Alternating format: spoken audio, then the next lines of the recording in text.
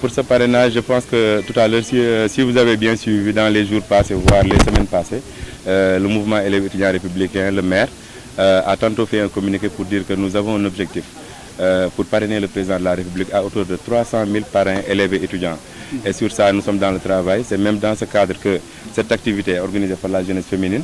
Je pense que depuis ce matin, elles sont là à collecter des signatures, depuis l'université jusqu'à ici. Elles-mêmes, je pense qu'elles ont un objectif propre de 10 000 signatures que tout à l'heure même, si je peux me permettre, elles vont lancer. Voilà, exactement.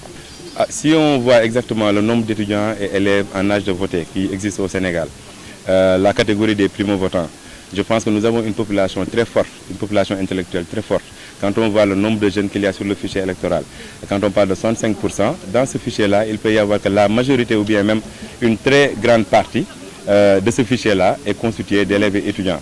Voilà, c'est sur ça que le mouvement élèves étudiants a pris son objectif de chercher 300 000 parrains pour un homme, un leader, dont la vision satisfait la jeunesse estudiantine.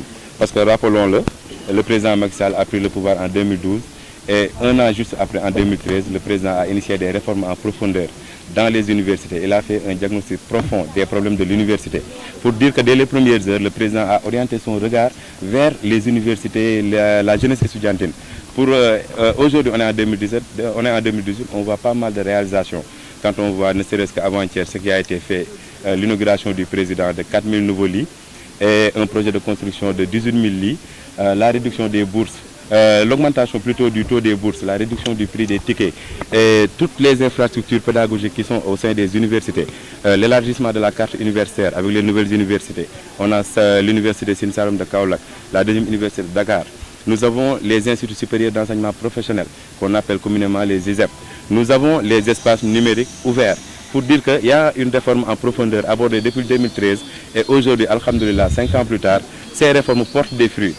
À quelques échéances, on est dans le contexte du parrainage et on est à quelques mois de la réélection du président. Je pense qu'il est tout à fait naturel qu'aujourd'hui sa jeunesse estudiantine se mette au devant du combat et ose dire nous voulons 300 000 parrains et nous sommes convaincus qu'on peut l'avoir. Parce que la jeunesse estudiantine est d'avis avec le président de la République. Un président qui, dès ses premières heures au pouvoir, a pris le problème de l'université. Ces visites récurrentes à l'université montrent que ce président a du courage. Ce président a fait quelque chose dans ces milieux, c'est pourquoi il ose y mettre le pied pour venir rencontrer les étudiants et également montrer qu'il est très soucieux des problèmes de la jeunesse estudiantine. Le président de la République, ne serait-ce qu'avant-hier, lors de son discours à l'UQAD, il s'est prononcé sur les cas dont vous parlez. Parce que n'oublions pas que cette visite du président de la République a été une occasion de proximité, de dialogue et d'échange entre le président, le leader de ce pays et sa jeunesse estudiantine. Des problèmes ont été abordés. Les étudiants ont profité de cette tribune pour échanger avec le président sur leurs problèmes du moment.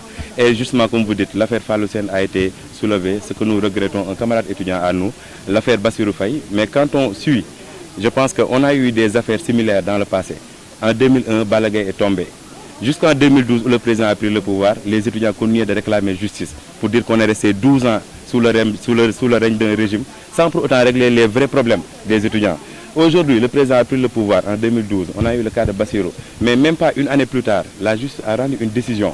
Donc pour dire qu'il est fini l'ère de l'impunité au Sénégal. Aujourd'hui, on a eu le cas de Fallou Sène, ce que nous regrettons et profitons de l'occasion d'ailleurs pour présenter nos condoléances, les condoléances du mouvement élèves étudiants à sa famille et à tous les martyrs du mouvement étudiant. Aujourd'hui, nous pouvons avoir espoir en la justice sénégalaise parce que depuis que le président a pris le pays, beaucoup de choses ont changé. Je vous parlais tout à l'heure des réformes au plan de l'enseignement supérieur. Même au plan juridique, judiciaire, il y a eu des réformes en profondeur. Ce qui fait que le cas de Bassirou Faye a été vite réglé. Je pense qu'il revient maintenant à la justice avec son efficacité de faire le travail pour le cas de Fallou Sène. Et je pense que nous pouvons être convaincus que la justice est indépendante. C'est à eux de gérer le problème au niveau des magistratures. Mais le président, chef de l'exécutif, prendra les mesures idoines pour que ces dossiers soient accélérés et que les coupables soient punis. Je pense qu'il l'a dit en direct aux étudiants et il leur a aussi fait savoir l'indépendance des juridictions, mais tout en leur promettant qu'il fera tout pour qu'on puisse aboutir à des solutions par rapport à ces dossiers-là.